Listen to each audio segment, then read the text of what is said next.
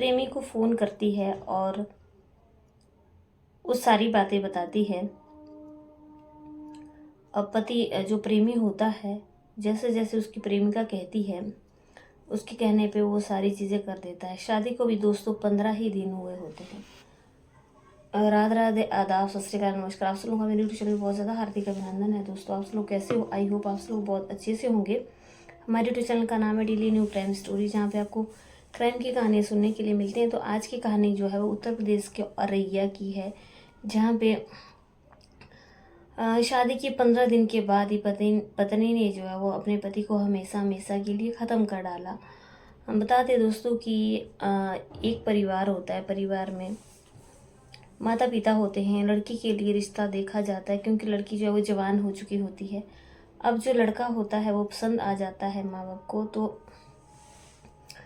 लड़की से भी शादी के लिए पूछा जाता है। लड़की हाँ कर देती है। अब दोनों की जो है वो शादी हो जाती है। अभी 15 मार्च 2025 को ही उनकी जो है वो शादी हुई होती है।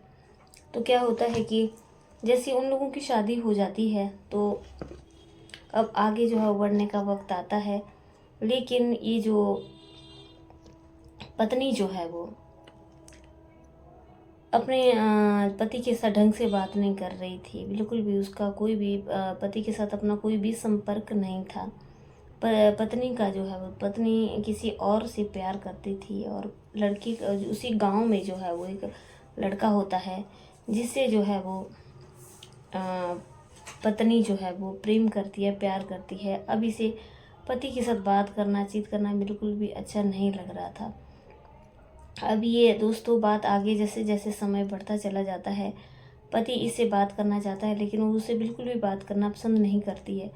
दोस्तों हुआ ये होता है कि ये जो लड़की होती है, इसका अपने गांव में एक प्रेमी के साथ जो है वो अफेयर होता है, लेकिन ये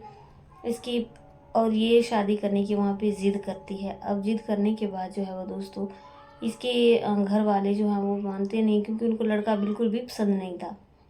जब लड़का घर वाले नहीं मानते हैं तो बहुत ज़्यादा वो रिक्वेस्ट करती है, लेकिन कुछ नहीं होता है। लेकिन फिर भी जो है वो उसकी शादी घर वाले किसी और लड़के के साथ कर देते हैं। लेकिन ये बाद में भी जो है वो उस लड़के के साथ कांटेक्ट में रहती है, जिसके साथ इसका अफेयर था, और वो लड़का भी उसके साथ कांटेक्ट में रहता है।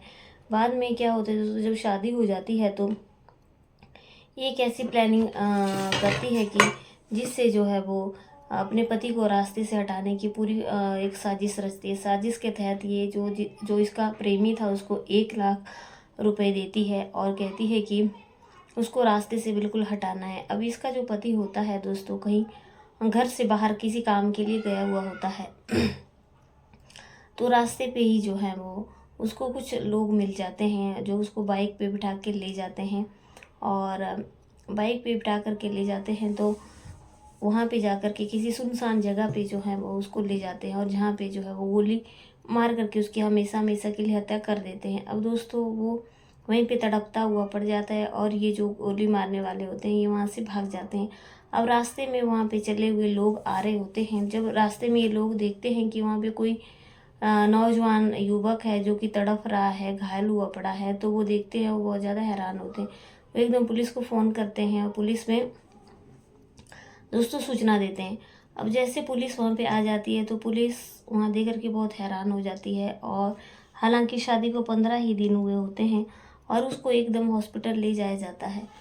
जब भी हॉस्पिटल में ले जाया जाता है तो उसके बाद जो है वो उसके आगे रेफ़र कर दिया जाता है हॉस्पिटल में, और उसकी नाजुक बहुत ज़्यादा हालत हुई होती है।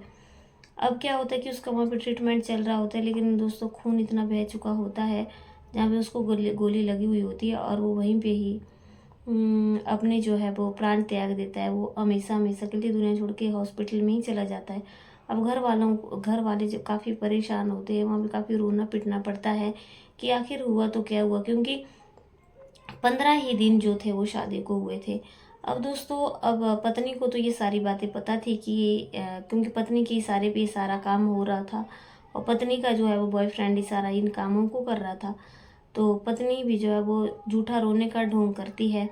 लेकिन अब पुलिस की बारी आती है, तो पुलिस तो दोस्तों पूरी सीसीटीवी कैमरे को खंगालती है, जहाँ पे जो है वो उसकी डेड बॉडी मिली थी। वहाँ से एक युवक के साथ वो बाइक पे बैठा हुआ दिखाई देता है, जहाँ से वो बाइक पे जा रहा होता है। तो पुलिस जो है वो उस बाइक का नंबर ट्रेस कर लेती है और उस बाइक को पकड़ लेती है, और फिर बाइक के ज़रिए जो है वो जो लोग होते हैं उनको उनको भी पकड़ लेती है, इनके साथ वो जा रहा होता है। उसके बाद दोस्तों पुलिस उनसे पूछताछ करती है, और साथ में जो उसकी पत्नी होती है उससे पूछताछ की जाती है। अब पत्नी जो है वो पहले मुखर जाती है, लेकिन जब उसके साथ सख्ती से पूछताछ की जाती है तो पत्नी एकदम अपना सच उगल देती है, और झूठा ढोंग जो है वो रोने का करने लग जाती है। अब दोस्तों क्या होता है कि जब ये झूठा ढोंग करने का करके रोने लगती है, तो बहुत ज़्यादा दुख होता है, बहुत ज़्यादा पछतावा होता है माँ बाप को कि ऐसी लड़की के को जो है वो हम अपने घर में बहू बना कर के ले आए, जिसने हमारे लड़के की जान ले ली। अब ये लड़की जो है वो अपनी सारी की हुई प्लानिंग को बता देती है कि ये जो इसके प्रेमी ने इसी के कहने पे जो है वो ये सब कुछ किया था। उसने अपने प्रेमी को 1 लाख दिए थे ताकि वो उसकी हत्या करवा सके, और फिर ये दोनों हमेशा हमेशा के लिए ज़िंदगी भर खुश रह सके।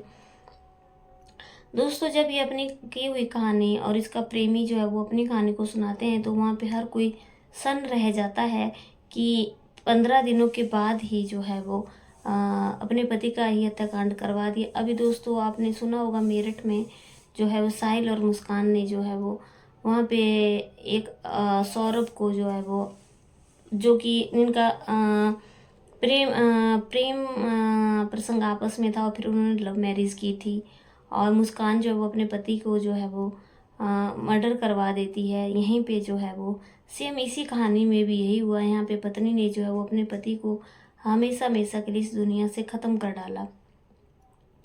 अब दोस्तों पुलिस ने जो है वो उसकी पत्नी को और उसके प्रेमी को अरेस्ट कर लिया, और बाकी पूछताछ चल रही है। लेकिन जिनका जो बेटा था वो हमेशा हमेशा के लिए दुनिया छोड़ करके चला गया। उस चीज़ की वजह से माँ बाप बहुत परेशान हैं और बहुत ज़्यादा रो रहे हैं, बहुत ज़्यादा चिल्लाना चीखना पड़ा वहाँ पे, जब उन्होंने उसके मुंह से ये सारी कहानी सुनी कि इसी ने जो है वो उनके अपने बेटे को जो है वो मरवा दिया। दोस्तों ऐसी कहानियाँ सुनाने का मकसद सिर्फ यही होता है कि जो समाज में अत्याचार बढ़ रहे हैं उनको हम आपके सामने उजागर कर सके कि ऐसी नीच सोच के लोग भी हैं जो इस दुनिया में रह रहे हैं, और वो अपनी घिनौनी हरकतों से बिल्कुल भी बाज नहीं आते हैं। ऐसे लोगों को जो है वो कड़ी से कड़ी सज़ा होनी चाहिए, क्योंकि जिनका बेटा इस दुनिया को छोड़ करके गया उनके माँ बाप के ऊपर क्या गुजर रही होगी।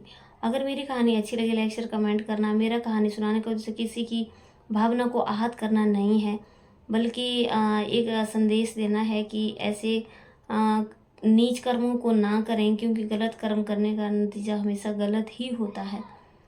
आज की कहानी के लिए बस इतना ही। कल की कहानी फिर से मिलेगी। अगर हमसे कोई गलती हुई होगी तो अपनी बहन बेटी दोस्त समझ के हमें माफ़ करना। कल की कहानी में फिर से मिलूंगी, तब तक के लिए जय हिंद जय